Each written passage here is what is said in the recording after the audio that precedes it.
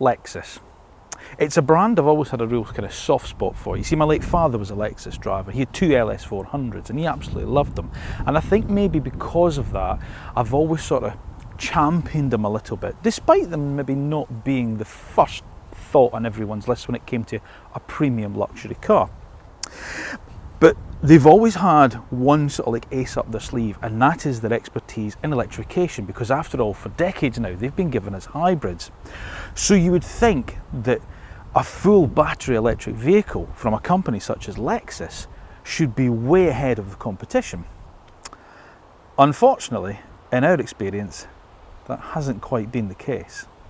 Their first car, the UX300e, which we tested a few years back, left us cold a little bit with a sub 200 mile range for quite an expensive price and quite small compact dimensions.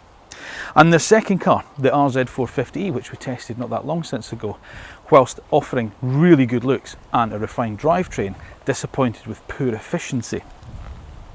But one of Lexus's straplines through the years has been the relentless pursuit of perfection. In other words, they keep refining, keep honing, and that is a real Japanese trade. And so here we have a new revised UX300e. So, perfection achieved? Time to find out. Welcome to this week's road test review. Welcome to the newly revised Lexus UX300e. And as always, welcome to AutoEV.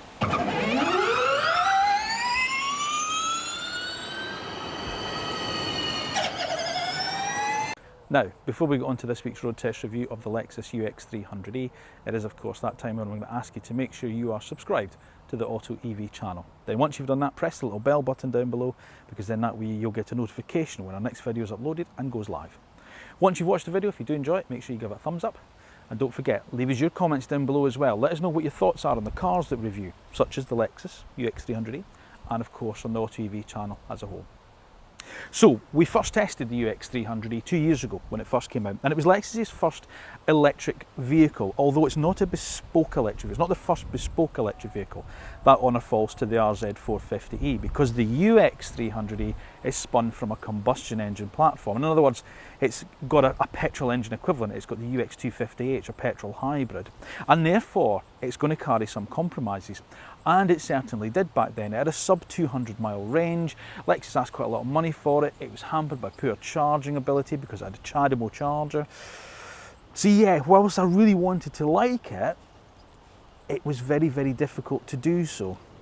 But as I say, they've been hard at work changing a few things. So it's time to get back in behind the wheel and find out if they've done enough.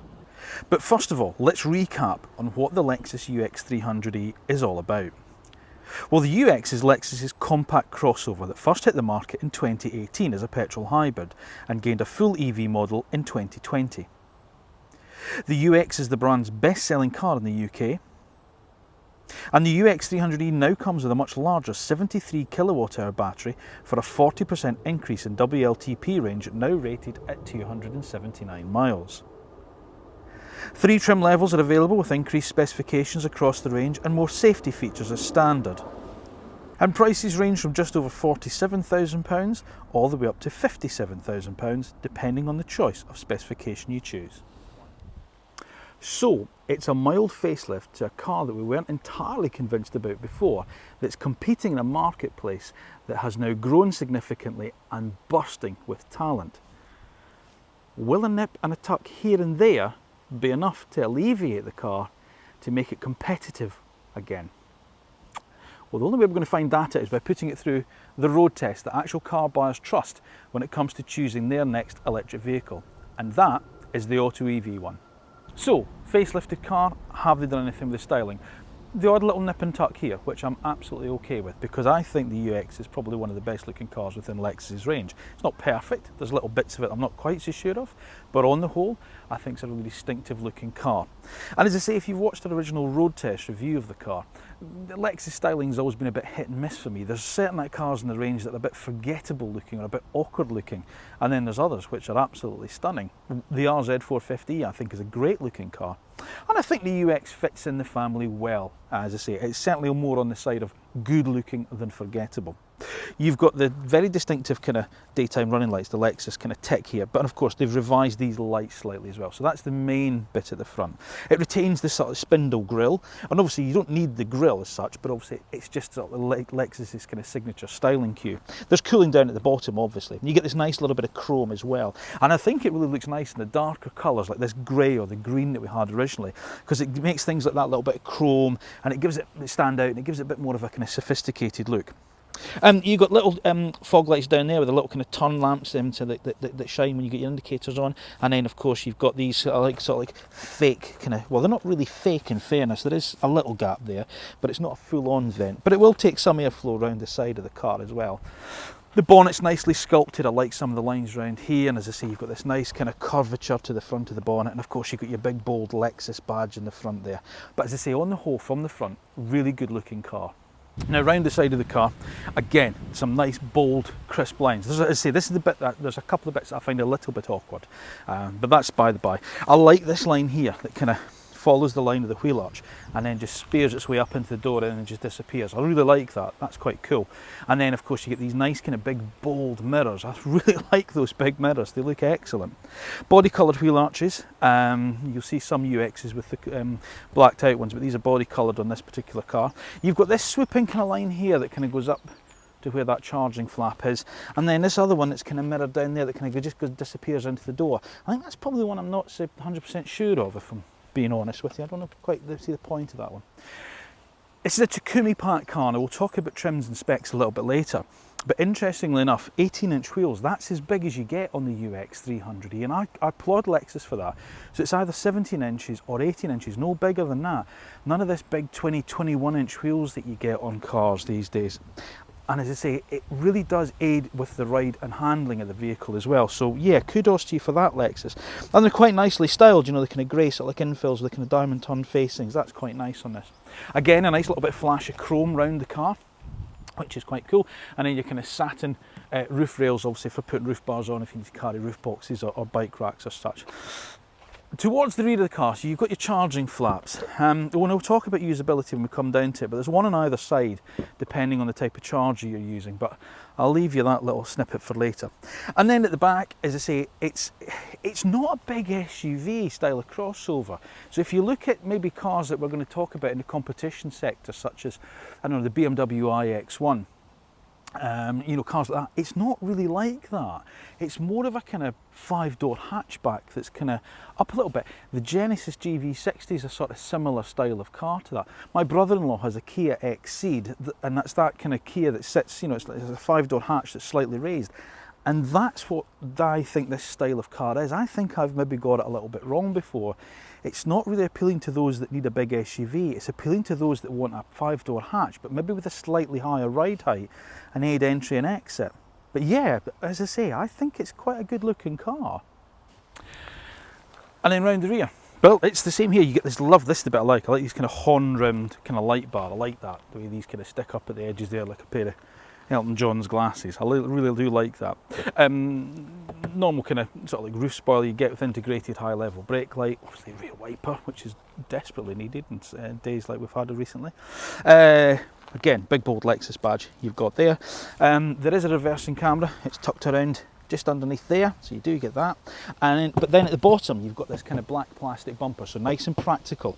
You know, sort of like as you're reversing up against something. As well as the reversing camera, you also get your parking sensors too, and then just a couple of smaller Lexus badges. It still retains the older style Lexus script. It doesn't get the new kind of Lexus writing across the back that the RZ and the new NX and RX get.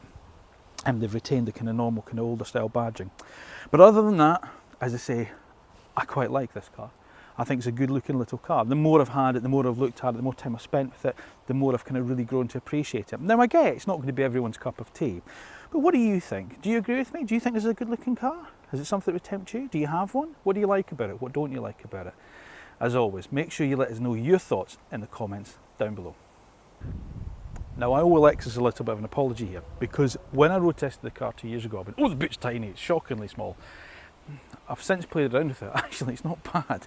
It's not perfect. It's 367 litres of luggage space is what you get in the UX300e, which is way down on what you get in, say, the BMW iX1, but it's actually bigger than the Mercedes-Benz EQA. Now, in the last road test, I managed to get 2 suitcases in. I've actually managed to get 3 in, as you can see, plus a rucksack.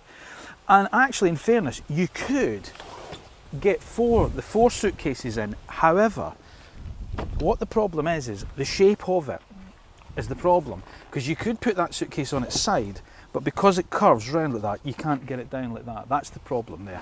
So you probably could get, I will say you can get the large, the medium and a small cabin bag on, plus some soft bags on there. So it's not bad. It's not as bad as I first made it out to be, in fairness. But as I say, it's not perfect. And as I say, if you need practicality and you're carrying lots of things around with you, then something like a BMW iX1, the Tesla Model Y, Skoda Enyaq, those kind of cars, I mean, they're built for that.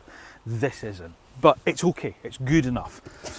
It will also probably take, and I really should try and get myself a set to show you, a decent set of golf clubs, which I know is a big thing with Lexus owners. They play golf a lot, I think, so I'm told. Although my dad never played golf. He used to say it was a waste of a good walk. What have we got in here? Okay, so standard 60-40 split rear seat, so you can extend the luggage space past what's in there as well. You've got this kind of flexible cloth load cover, which again I suppose is all right from the point of view that if you do have a slightly higher load, you know, it's not stopping it by being a rigid cover. You also get underfloor storage as well, so your cables fit in there, which is quite nice, and then obviously your usual kind of accoutrement. So, apologies Lexus, the boot isn't that bad as I first made it out to be. What else have you got here? Well, you've got little kind of flip down hooks at the side, as you would expect if you need to kind of hang bags from, and as I say, there's some chrome lashing points at the side and the back there, so if you need to put a luggage net on, keep everything down there, you can do. So, as I say, sorry Lexus, it's all right. Now, one place it hasn't improved on, and unfortunately, is rear seat space. Now, gosh, as you know, I'm not particularly a tall man, but yeah, I'm struggling back here, if I'm being honest with you. I can't get my feet underneath the seat in front of me, the driver's seat. Now, I appreciate everyone has a different driving position, so the person that you're sitting behind might not like the seat as low down as me. But even so, that is quite, you know, that's quite uncomfortable, and my legs are being really pushed up, as you can see, just to try and get here. And there's not a huge amount of room. You know, in fairness, if I was taller than I am, you know, if my brother-in-law David, he's 6'4", there's no way he'd be able to sit behind even me at 5'7", 5'8". So yeah, so it really is just for sort of like kids back here, or shorter adults for shorter journeys. That's how I would look at it. What else to talk about? Well, oddly again, storage space is a bit rubbish. There's no pocket on the back of the driver's seat, but there's one on the passenger seat, which I've never really understood. That's a bit odd. No door bins either. There's no door bins at all. So, you know, if you've got to, like my daughter has her water bottle, thankfully there is some carrying ability here in this flip down armrest. Isofix points are nice and easy to get to, however, so if it's for children, then you just unclip these plastic covers, which is nice, the fact you're not having to jab the prongs of the seat in between the leather, especially with this beautiful leather in this Takumi car that we've got here. And equipment wise, well, you've got 2 little USB-C ports there, and again on this particular car you now have heated rear seats with 2-stage heating as well. So again, it's a sort of, you know, the main functionality of the car in terms of being able to carry people probably isn't what the Lexus is all about. And as I say, you are kind of very limited now to either say shorter adults or children.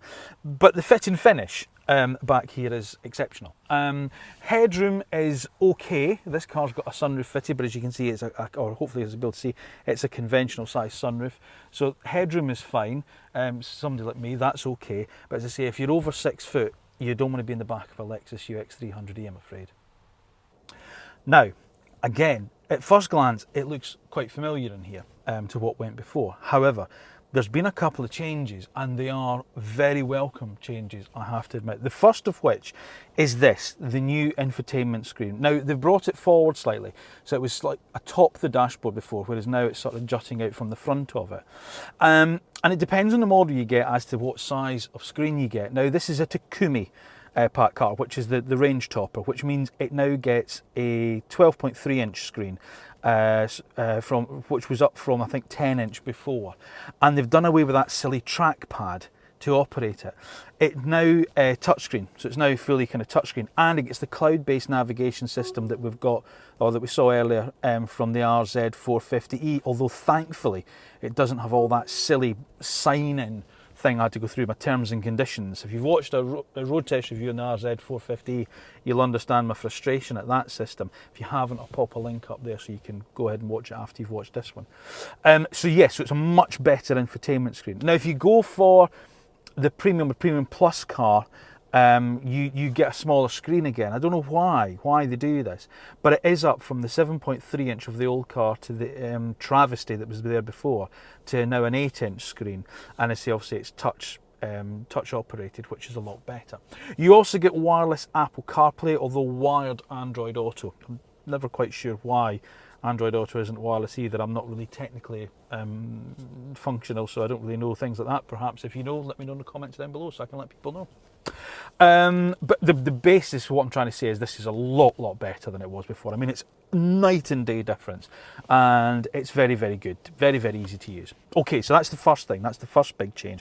As I say, the second change is it does away with this little trackpad that they had here, this silly trackpad that if you were right-handed like me, you were just so awkward to operate. And instead what you get the controls for the heating for your seats and steering wheel, which is nice. So you get heated and ventilated seats on this Takumi pack car and a heated steering wheel, so the buttons for them are there. Talking of buttons, you do get physical controls, which is really nice. What I like about this car is there's just the right blend of physical controls and touchscreen. So you don't have to go into the screen to do everything. So you want to flick your heated seat on, it's a button. You want to turn the volume up and down of the radio, it's a button. You want to increase your cabin temperature, it's a button. And it's easy to use, and it's all visible, and it's all within easy reach of the driving position. Plus you also get kind of multifunction steering wheel, so things like volume, track selection, or radio station selection, that's all on the steering wheel as you'd expect.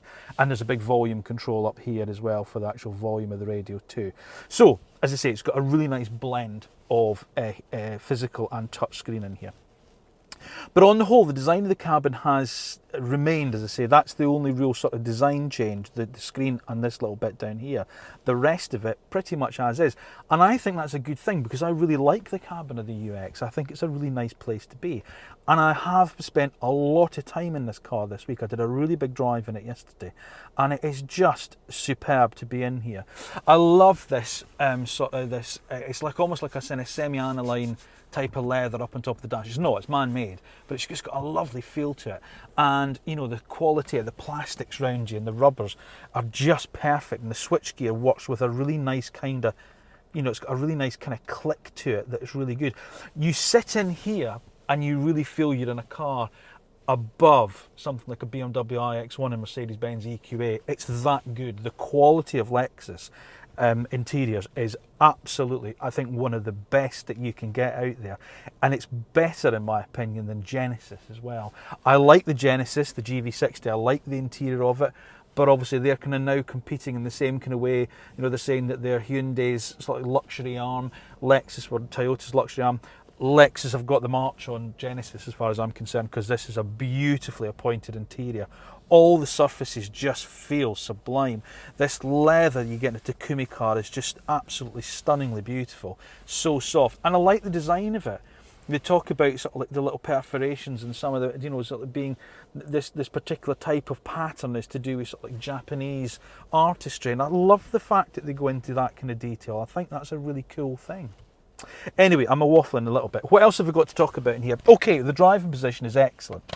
You've got this really nice seat that just holds you correctly, I think. You've got nice lateral support there. It's not a sporty car, that's the first thing to tell you, but there's just enough kind of shoulder support there. A nice straight ahead driving position. Arguably, I could do with the wheel being slightly thinner for me, but most people I think will probably find it okay. And it's this, again, it's the nice kind of soft touch kind of man-made leather that they've got on the steering wheel, which is quite nice. Paddles behind for the brake regeneration adjustment. Talk about that when we drive it, because obviously you've got your transmission lever just there, and as I say, you've got nice kind of grouping of controls on the steering wheel, just to cruise control, volume selection, go in between whether you want CarPlay or radio or whatever on there as well, and obviously your Bluetooth as well. Okay, a couple of little controls up here which are just really odd, like sticking like out ears if you like. That's your drive mode button, so to go from sport to normal and to eco is that button up there, which is very, very odd in my opinion, but there you go, that's what that is. And then the one over here is a push at the end and it turns your traction control off. So anyway, I suppose it's just for balance, that's why they've done it. Now the Takumi car as well, sorry, I should also mention, it also gets this phenomenal 900 and something watt Mark Levinson hi-fi, with something ridiculous like about 13 speakers in the car. Phenomenal sound, very, very good. I really like it. Driver's binnacle. Okay, now that's not really changed from before, and I said before I quite like it, but they do try to squeeze quite a lot of information into quite a small space. It's not massively configurable, so the centre is just a circular digital display that's got your speed, your gear indication, your range to empty, and then obviously you've got a kind of charge meter. So like, you know, whether you're on charge, whether you're in eco mode, whether you're in economy driving, whether you're in power setting. That's there. And then obviously you've got your state of charge on the right hand side. There's a small screen on the left, which you're able to kind of go through and configure to tell you kind of what you want. So there's a trip meter, there's a compass which will obviously tell you where you're heading. Never use a compass. You've got your media in there, which is quite nice. It'll tell you what track you're playing or whatever.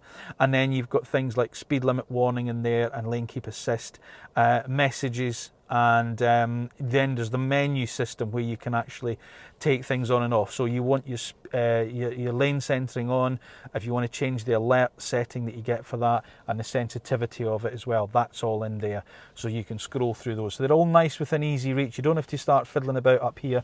They're all in this display here and you control it from this left hand side here. So again, the thoughtfulness of everything being in line with the driver, I like that.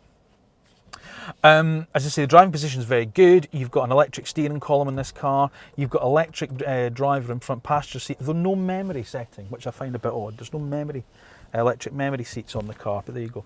You do get wireless charging. There's a wireless charging pad now in front of there, and as you can see, we've got our cup holders. So for my coffee cup in there and a bottle, they'll fit nicely.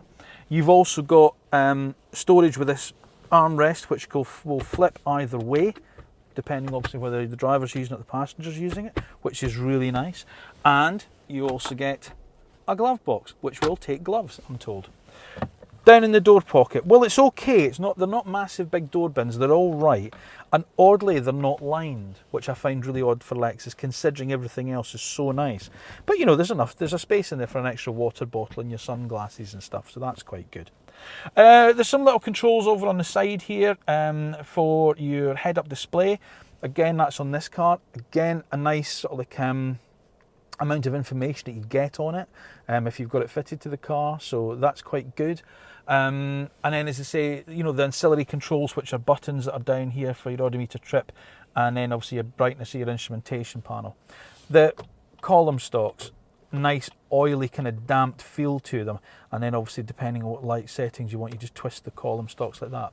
So my main thing about the car is two things in terms of the interior. First of all, thank you for changing to a much more sensible infotainment system, Lexus, and thank you for not fitting with that ridiculous terms and conditions page that you get in the RZ450e. That's much, much better. It's slicker to use, it's really nice, easy to see, the graphics are nice, and you've got a cloud-based navigation system on it as well if you're using the sort of like the in-house navigation, so that's all good. I think it's the right blend of touchscreen and physical buttons. That's the other thing. I think the way that they've got that sort of like, you know, the things that you want to get to quickly with an easy reach, heated seat, climate control system, volume for radio, that you don't have to delve into the screen to play around with that. It's all there. I like the design of it. I think it's different. I think it's distinctive. But above everything else, it's the quality. It's the quality of the materials that they've used in here. It is absolutely phenomenal. It's a superb cabin to spend time in, and you get in it and it just feels really, really special. Oh, something I didn't tell you about, which I think is really clever.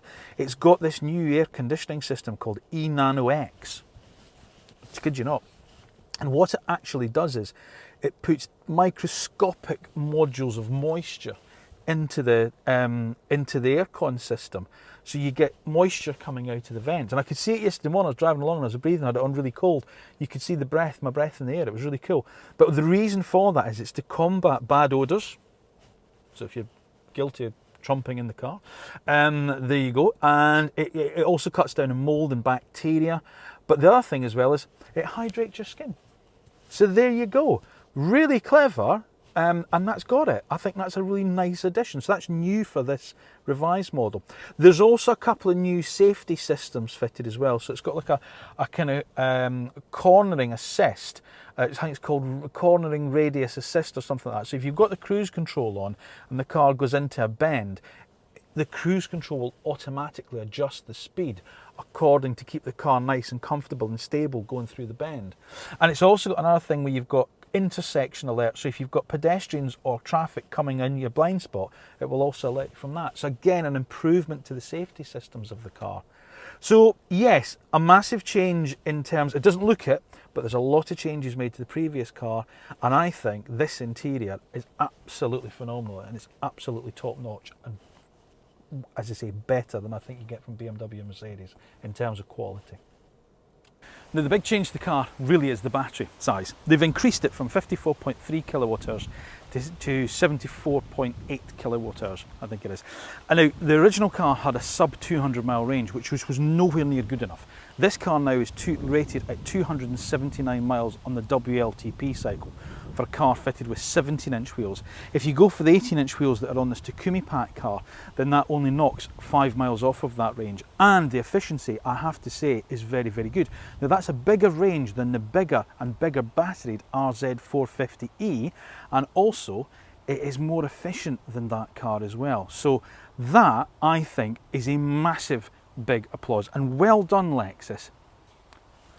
Only for you then to go and cock it up by retaining this ridiculously stupid CHAdeMO charging system. Now, this is an issue, I think, for me. It means that you're pegged at charging speeds of 50 kilowatts charging speeds. Now, let's put that into perspective. As you know, if you're a regular viewer, you will know that I go to Scotland quite a lot, and we do road test reviews up there, and I'm doing one up there next week. But by going up there in this car, it means a 10 to 80% charge on a CHAdeMO socket would take 80 minutes. 80 minutes, 1 hour 20 minutes, I'd have to spend at a CHAdeMO charger charging this car to 80%. To put that into perspective, a Genesis GV60 has 350 kilowatt charging speeds, and from a rapid charger that can go from 10 to 80% in 18 minutes. So this is over an hour longer to charge this car to the same level. Plus, it also means I couldn't use the normal CCS chargers that I now know up the M6 that I normally stop at. Why did you do that, Lexus? Ridiculous.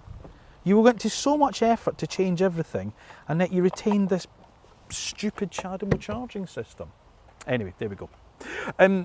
Bigger battery means longer charging time as well if you're going from your home wall box. So a 7 kilowatt wall box will take you from flat to full in 11.5 hours. Now we're going to do the performance and handling section now. But just before we head off, I was talking about the refinement when I was talking about the interior and how different sort of things are.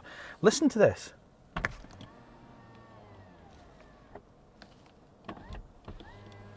That has to be one of the quietest electric window motors I've ever heard in my life. It's brilliant. Now, interestingly, Lexus have made some changes to the car as well in terms of the way it drives. So it's not just sticking a bigger battery in it and charging you more money for it. They have changed some bits and pieces to the chassis. It's still a single motor car. Sorry, I'm just going to go through this.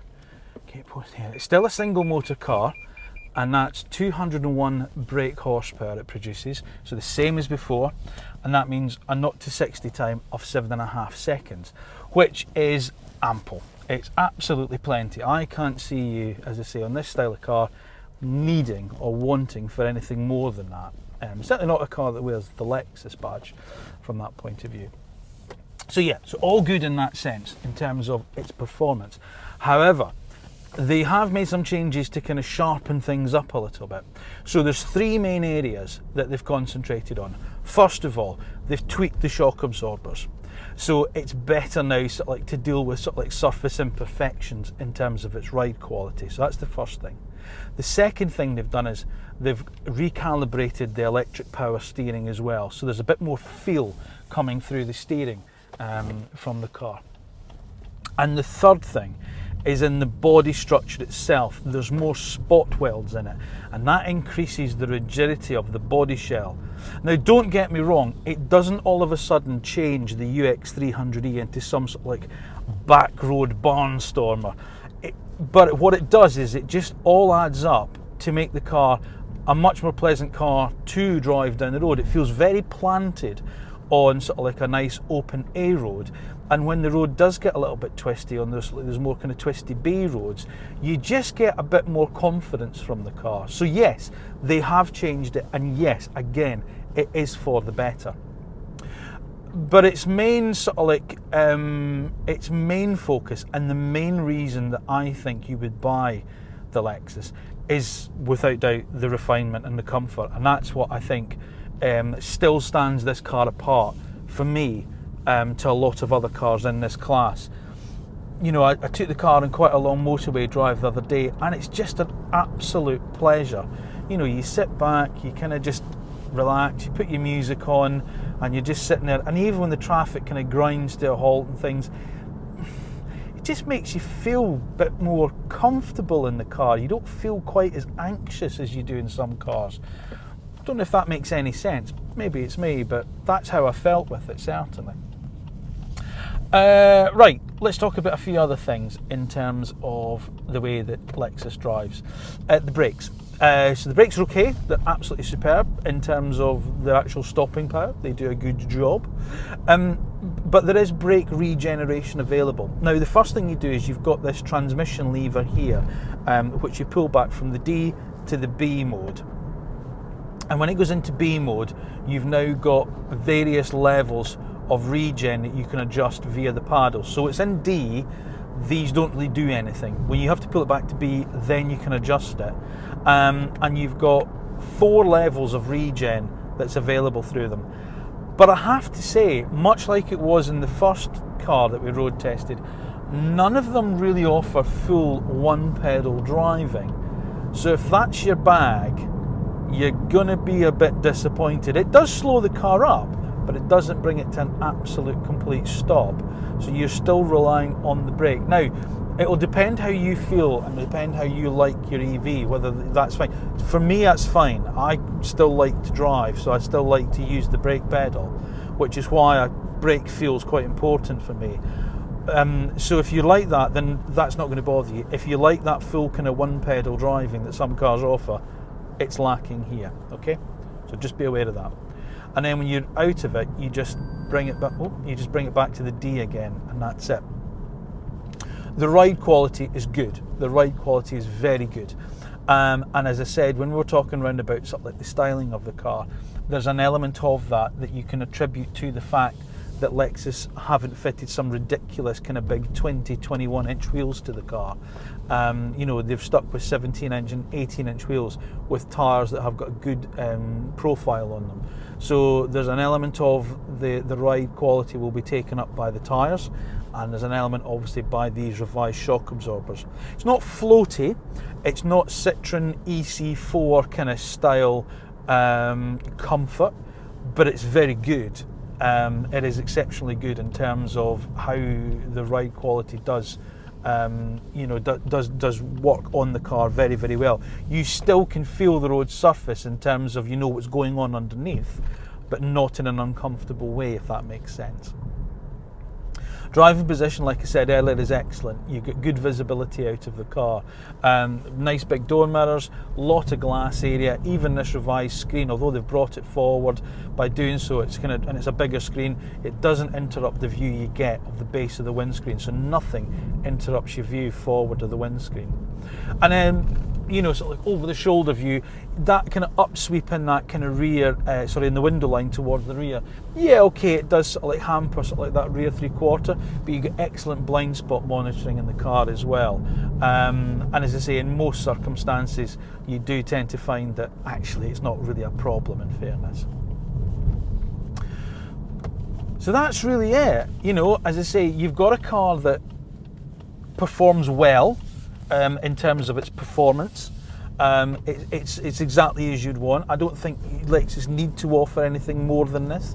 You know that you know, like Genesis do with the GV60, where they've got that ridiculously, you know, fast sport one. I don't think Lexus need to offer that. So performance is exactly as you'd expect. The refinement is off the chart as far as I'm concerned. I think it is one of the, you know, you're almost at Rolls-Royce kind of levels of refinement with this car. It's so nice and quiet to drive. The comfort is exceptional as well. These seats, as I say, they do just the right amount, width restriction. They do just the right amount in terms of holding you. Then don't feel too pinchy, especially if you're broader of beam like I am. If you like your cheese and wine a little bit too much, then you still find there's adequate comfort and they'll hold you in place well. They're excellent on a long drive. This particular car, the Takumi car, gets the ventilated seats as well, which I must admit I really do like, and it's better in here than it is in the RZ450e. So from that point of view, the seats are excellent. I mean, this is a particularly bad road I'm driving down just now, and as I say, whilst you can feel the undulations, it's not jarring. That's the difference. Sorry, I waffled there. Brakes are good, as I say, that there's nice level. Yes, maybe you could argue you'd like a little bit more from the regeneration, the adjustability of the regeneration, but the actual pedal feel itself is absolutely fine. As I say, if you are looking for the last word of knife edge excitement, this is not your car. But if you want something that is very comfortable, very easy to live with, and you know that's now capable of doing a longer journey than it was before, you know, if you're at motorway drives, or if you're just heading in and out of the city, there's a lot to like about the UX, a lot to like about it. And then of course, as I say, you've got this new air conditioning system that keeps you calm and moisturises your skin, and that's going to be important after you've spent nearly an hour and a half stood next to a chargeable charger, putting 80% charge back in your car. The lack of wind noise is absolutely commendable. Now, Lexus have concentrated a lot on the refinement, as I said, in terms of the way the car drives, and it's, you know, they've looked at different areas of the vehicle and how they can improve it. And one of the areas that they've concentrated on is the wheel arches. So within the wheel arches, they've put extra sort of like lining in there, and different style of lining in there, and that basically eliminates both sort of like roar from the tyres that you may get on coarser surfaces, but also silly things like stones being flicked up, going through water like resonating as it goes round the wheel and then hits the inside of the wheel arch liner. They've lined those differently with different types of material to bring down the noise level of that. The other thing they've done is the glass. It's acoustic glass. So again, it's eliminating sort of like the wind noise that comes in car. Don't get me wrong, you can still hear, you know, sort of like wind noise a little bit, you know, because you've got big door mirrors there. But it is, you know, I don't have a decibel meter, but it'd be an interesting car to sort of like benchmark against something like BMW iX1 or the Mercedes-Benz EQE to see how quiet this car actually is, because I think this is absolutely serene when you're driving along, you know, 60, 70 miles an hour on a motorway or an A road, and it's, you know, you can talk at a whisper and your passenger will hear you. They've really gone to those kind of lengths to make this car comfortable and to make it, you know, sort of like feel sort of like luxurious. And if you look at luxury just as like wood panels and leather. That's not really what it's about. If you look at luxury in terms of how the car makes you feel when you're driving it and how relaxed you feel when you drive it, tell you what, they've absolutely nailed it with this. I still think, I did when we first drove it a couple of years ago, and I still think this is one of the most refined cars, EVs, you can buy out there. Despite all its other flaws, in terms of if you just isolate it down to the driver, the isolation of the driver inside the cabin, there's very few cars I think can better this. So, bigger battery, bigger range, bigger spec, bigger price. Now the range starts with the standard UX300e at £47,495. You then move to the premium pack car, which comes in at around about £51,000, and then you've got this Takumi car, which is £57,000, although this particular one is £57,700 as tested because it's got the metallic paint fitted. So it's not a cheap car. But then again, nor should it be in some respects, because Lexus is, a bit like Genesis, is now perceived to be a premium brand.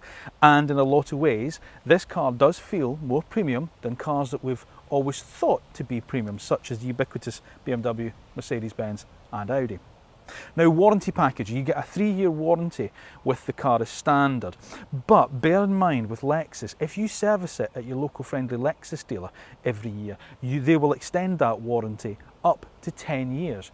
And interestingly as well, with the battery warranty, which is listed at 8 years or 100,000 miles, if you take that mechanical warranty out, it increases the battery warranty to 10 years, 600,000 miles. So that's got to be commended. And of course, you've also got the benefit of using Lexus's excellent dealer network.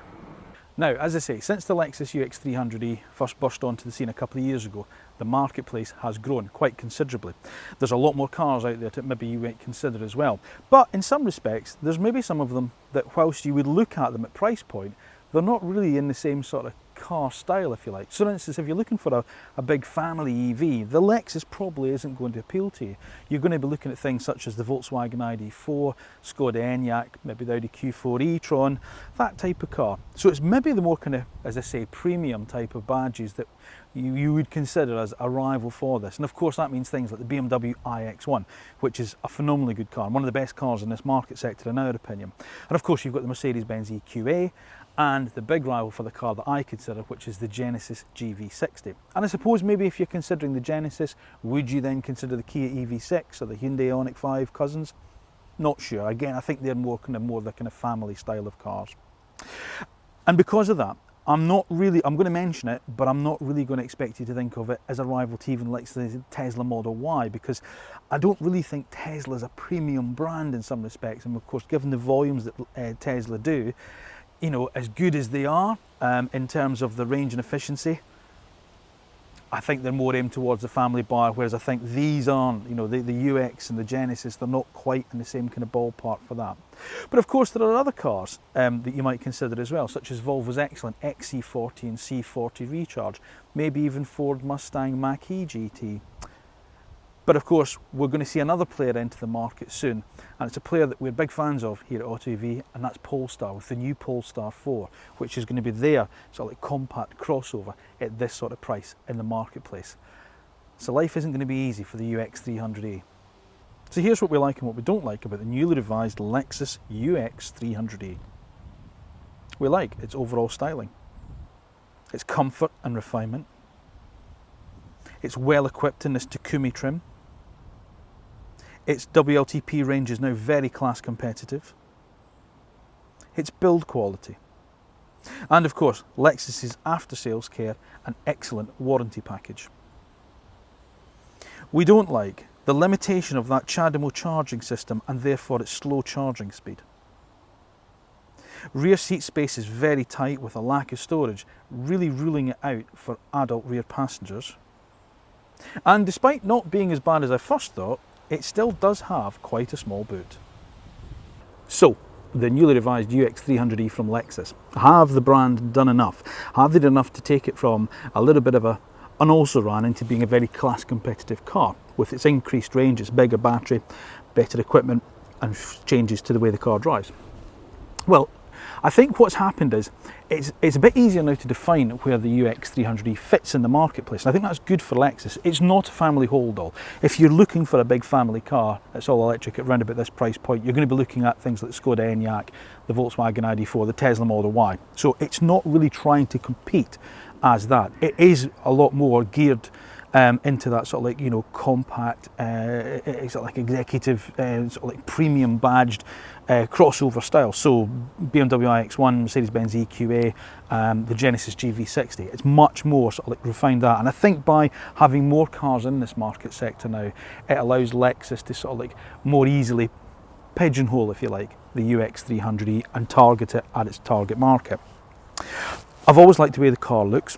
I love the way it drives. I've spent a lot of time in this car this week, and I think that, you know, you start to appreciate things like the Lexus build quality, the improvements they've made to things like the infotainment system, some of that minor switch gear, not to mention the bigger range, makes it much more usable as well, and makes you start to appreciate those changes. And it does make the car better than it was before. But then they go and cock it up by sticking with that ridiculously silly and limiting CHAdeMO charging system. It's like, come on Lexus, you've been at this for so long now, why do you keep making these mistakes at the final hurdle? It's like you're baking the best Victoria sponge cake you can, you've got all the best ingredients, and as you're mixing it in the mixing bowl, somebody comes along and says, tell you what we should do, we should put Marmite in that. No, stop it. It's just ridiculous. It does, I feel it limits this car's appeal in a lot of ways. But what I will say is this, it is much better than it was before, and it is an exceptionally good car, but because of that, it will remain a bit of a left field choice in my opinion. Thank you for watching another road test review from AutoEV. As always, please make sure you are subscribed to the channel. Then once you've done that, press the little bell button down below, because then you'll be notified when our next video is uploaded and goes live. If you have enjoyed the video, make sure you give it a thumbs up, and of course don't forget, leave us your comments down below. Have you got a UX300e? Have you got the old model? Let me know what your thoughts are. Am I being a bit silly over this CHAdeMO system? Is it something that would stop you buying the car because you can't use those kind of rapid CCS chargers? As always, let me know your thoughts down below. Now remember, we're across all social media platforms as well. So Facebook, Instagram, the artist formerly known as Twitter, X, LinkedIn, TikTok. So give us a follow there as well, because every little bit does help us. And if you've enjoyed the video and you want to see even more electric car reviews from me, then stick on the YouTube channel, because I say there's well over 150 videos now. And it's not just road test reviews, there's twin tests, used car buying advice, van reviews, motorbike reviews as well, and our electric icon series as well. So stick around and have a little look there. All that remains for me to say is thank you once again for watching. Thank you for continuing to support us here at AutoEV, and I will see you again soon.